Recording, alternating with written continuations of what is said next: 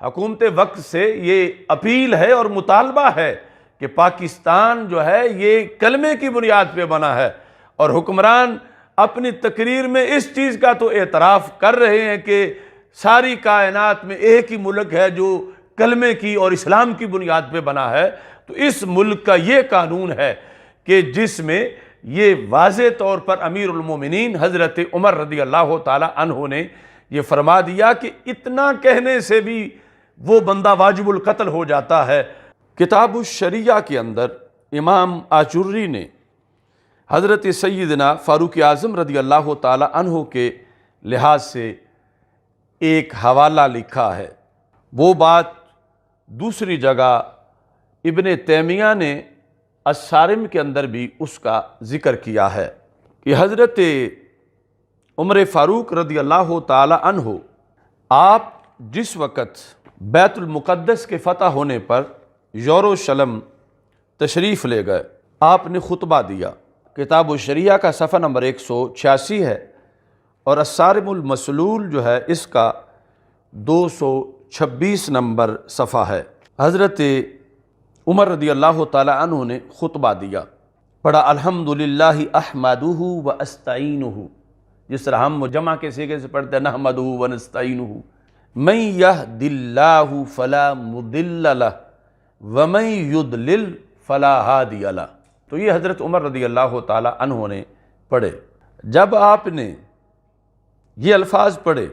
ان غیر مسلموں میں سے ایک سردار جو تھا وہ بولا، اس نے آگے سے لقمہ دیا، اس نے کہا ان اللہ لا یضل احدا، کہ رب کسی کو گمراہ نہیں کرتا۔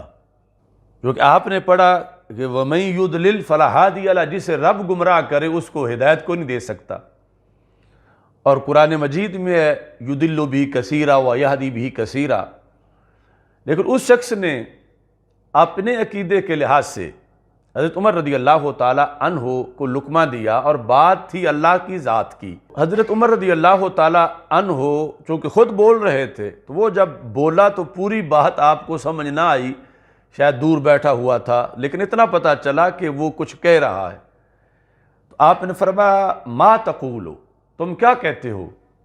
قال لا شیء، تو اب وہ مکر گیا، اس نے کہا نہیں میں نے کچھ نہیں کہا۔ آپ نے جب دوبارہ پڑھا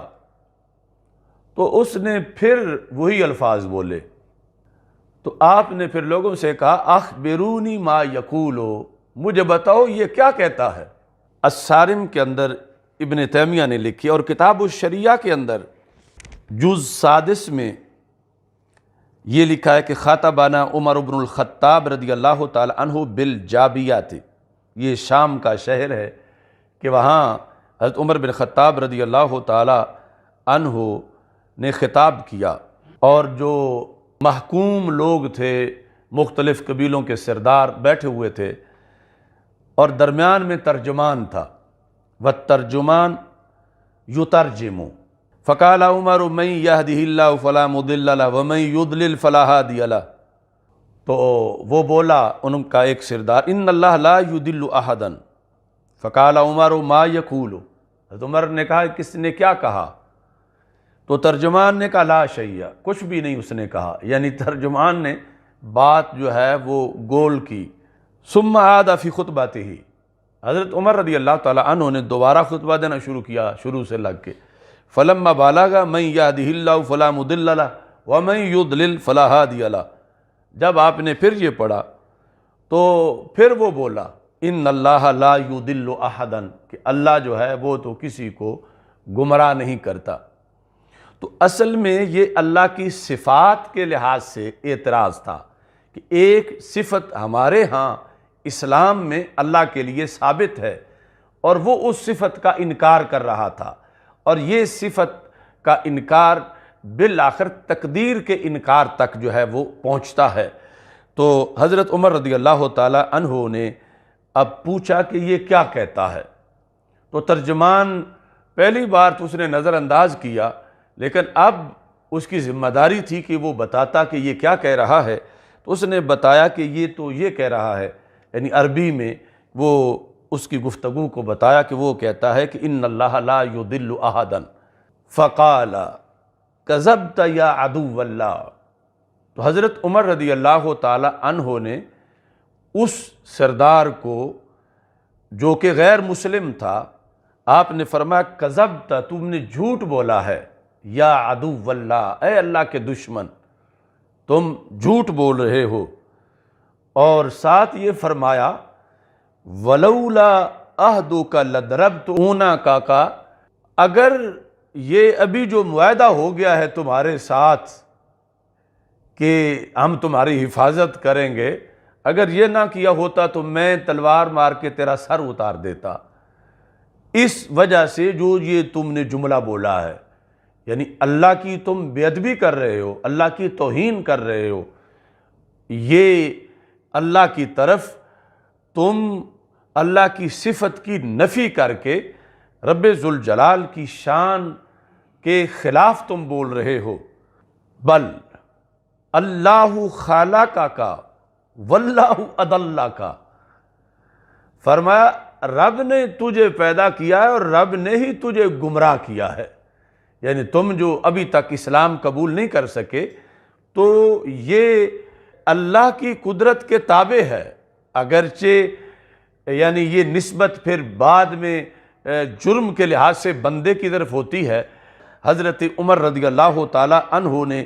یہ لفظ بولے اللہ خالقک واللہ اضلک واللہ یمیتک ثم یدخلک النار، کہ اللہ نے تجھے پیدا کیا، اللہ نے گمراہ کیا تجھے، اللہ تجھے مارے گا اور اللہ تجھے جہنم میں داخل کرے گا انشاءاللہ۔ ثم قال ان اللہ عز وجل، اس کے بعد اگلی جو ہے وہ گفتگو شروع ہو گئی۔ ابن تیمیہ نے لکھا، اس کے اندر حضرت عمر رضی اللہ تعالی عنہ نے یہ جملہ بولا ان لم نؤتک الذی اعطیناک، یہ جو ہم نے تجھ سے معاہدہ کیا کہ تمہیں ذمہ بنا رہے ہیں ہم، تو یہ اس لیے نہیں کیا لتدخل علینا فی دیننا، کہ تم ہمارے دین میں مداخلت کرو، یعنی تم ذمہ ہو، محکوم ہو، تمہیں اجازت نہیں کہ تم ہمارے دین میں مداخلت کرو۔ اب ہمارا دین ہے کہ وَمَن يُضْلِلْ فَلَا هَادِيَ لَهُ، اور تم یہاں لقمہ دے رہے ہو۔ تو ساتھ یہ فرمایا وَالَّذِي نَفْسِي بِيَدِهِ، مجھے اس اللہ کی قسم جس کے قبضہ قدرت میں میری جان ہے، لَئِنْ عُدْتَ لَأَضْرِبَنَّ الَّذِي فِيهِ أَيْنَاكَ، اگر تم نے اب یہ لفظ بولے تو میں پھر تیرا سر اتار دوں گا۔ یعنی پہلا بولا ہوا اس پر ابھی چھوڑ رہا ہوں کہ تجھے پتہ نہیں تھا کہ یہ تو کتنا بڑا جرم کر رہا ہے، اور تجھے ہم نے معاہدہ اس لیے نہیں کیا کہ تم ہمیں مشورے دین کے اندر دو اور ہمارے دین میں مداخلت کرو۔ فرمایا کہ اب اگر تم نے پھر یہی لفظ بولے تو یہ اتنا بڑا جرم ہے کہ جس کی وجہ سے فرمایا میں اس چیز کو ماروں گا جس میں تیری دونوں آنکھیں لگی ہوئی ہیں، یعنی مراد تمہارا سر میں اتار دوں گا، اتنا بڑا تم جرم کر رہے ہو۔ وعاد عمر، تو یہ کہہ کہ آپ نے کہا میں پھر پڑھنے لگا ہوں خطبہ، تو آپ نے فرمایا کہ من یہد اللہ فلا مضل لہ ومن یضلل فلا ہادی لہ۔ تو اب وہ جو سردار تھا بالکل خاموش رہا کہ حضرت عمر رضی اللہ تعالیٰ عنہ واضح کر چکے تھے کہ اب اگر تیری آواز آئی تو پھر تیرا سر اترے گا۔ تو اس کو لکھا گیا کہ شان الوہیت پر بھی صحابہ کرام رضی اللہ تعالیٰ عنہ نے پہرا دیا، اور یہ ہر مسلمان کی ڈیوٹی ہے کہ وہ شان الوہیت پر بھی پہرا دے۔ اور یہ کہ اتنے سے کیا کچھ ہو جاتا ہے، یہ موذی بندہ سندھ کا عمر ذلیل جو ہے یہ بولتا رہا۔ اب دیکھو ادھر وہ جملہ کہ ان اللہ لا یضل احد، اس میں جو کچھ کہا گیا اور اس نے جو بکواس کیے، یعنی وہ اس کے بکواسوں کے لحاظ سے تو بظاہر معمولی سا جملہ بنتا ہے، لیکن حضرت عمر رضی اللہ تعالیٰ عنہ نے کہا کہ اگر تو اب بولے گا تو اس پر بھی تیرا سر اترے گا، اور پھر اس نے وہ جملہ نہیں بولا۔ تو